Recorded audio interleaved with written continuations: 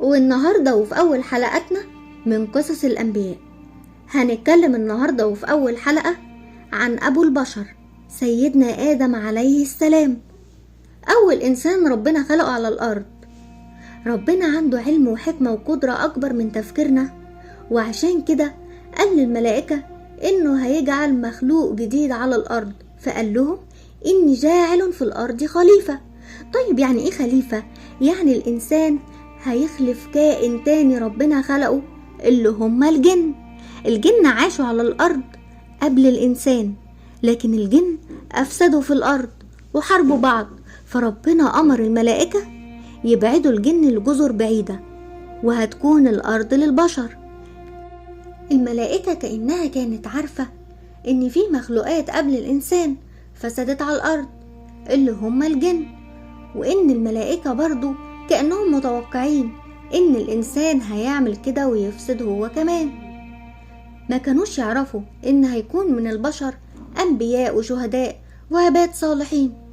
ربنا قال لهم إني أعلم ما لا تعلمون، فربنا أخد قبضة من تراب الأرض بكل ألوانه.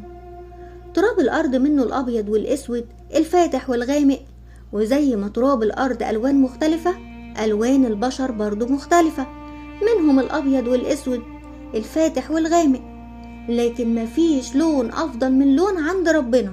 الإنسان الأفضل عند ربنا سبحانه وتعالى هو اللي أخلاقه طيبة وعمله صالح.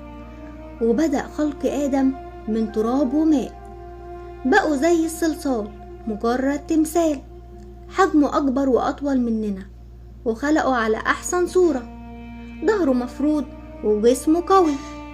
ربنا ساب آدم فترة من الزمن ما نعرفش قد إيه، مجرد صلصال زي التمثال.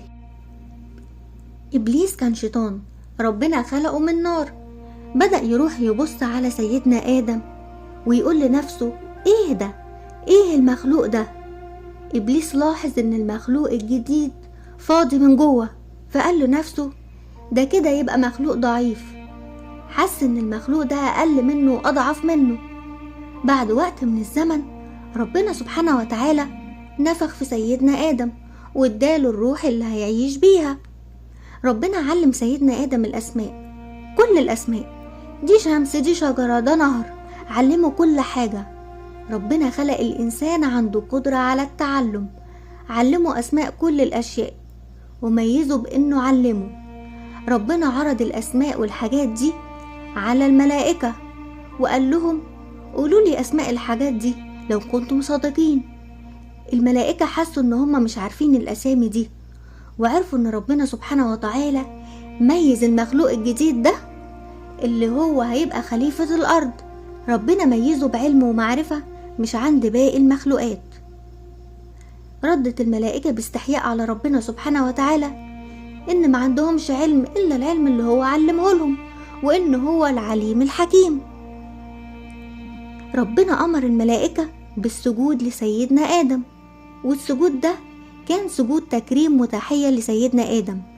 فأول لما ربنا سبحانه وتعالى نفخ الروح في سيدنا آدم كل الملائكة سجدت، إلا مين؟ بالظبط كده، إلا إبليس. وقف وتكبر رغم إن الملائكة اللي هم أكرم مخلوقات ربنا سجدت وأطاعت ربنا. إبليس عصى ربنا وما سجدش مع الملائكة.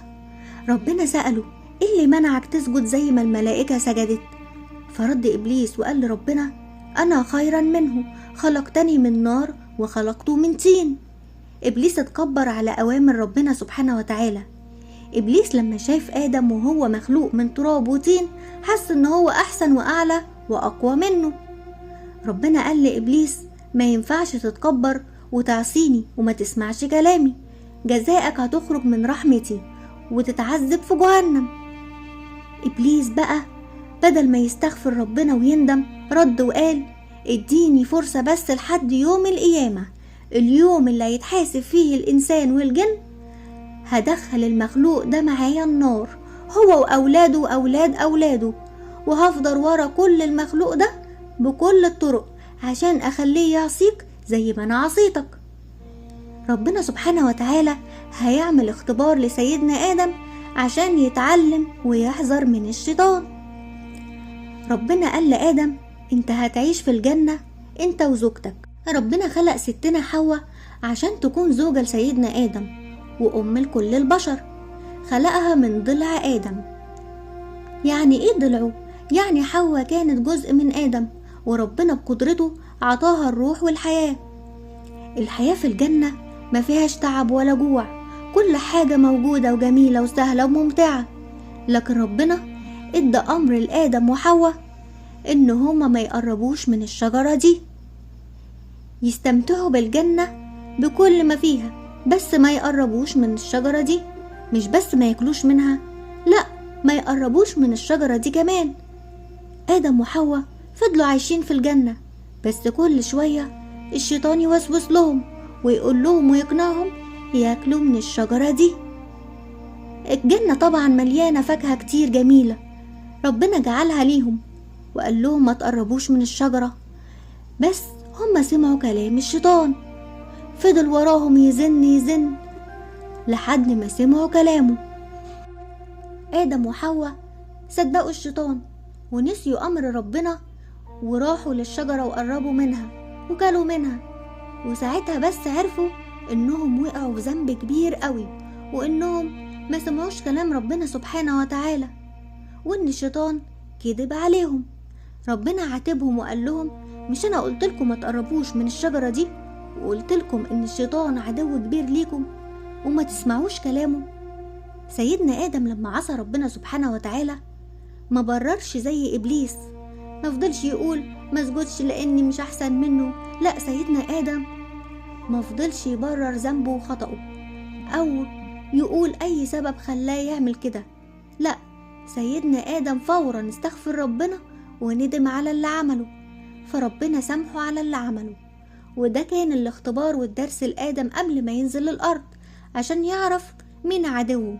عشان كده ربنا قال لنا ولا تتبعوا خطوات الشيطان إنه لكم عدو مبين.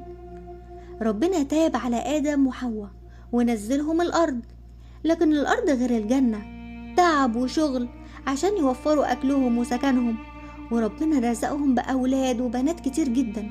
بس إيه اللي هيحصل بعد كده أول ما ينزلوا على الأرض؟ ده اللي هنعرفه في الحلقة الجاية من سلسلة قصص الأنبياء. الحلقة دي مهداة لروح صديقتي المرحومة رانيا، أسألكم لها الدعاء.